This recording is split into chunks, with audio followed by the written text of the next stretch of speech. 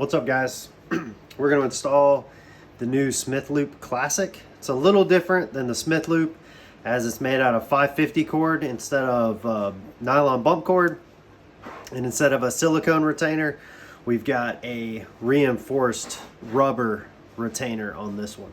So we're going to install this on my Sons of Liberty Gunworks 13.7, and I've got myself a little baby Allen key to help me out with this install. So we're going to slide this in.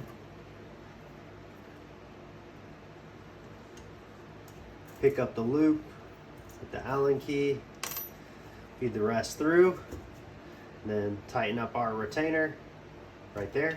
So now the loop is installed on the rifle. Take my flatline fiberco sling, feed it through, lock it into the tri-glide.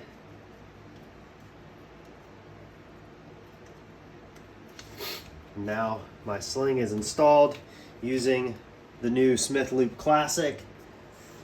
It's come in 3 sizes. It'll come with a 4-inch, a 6-inch, and the 8-inch version.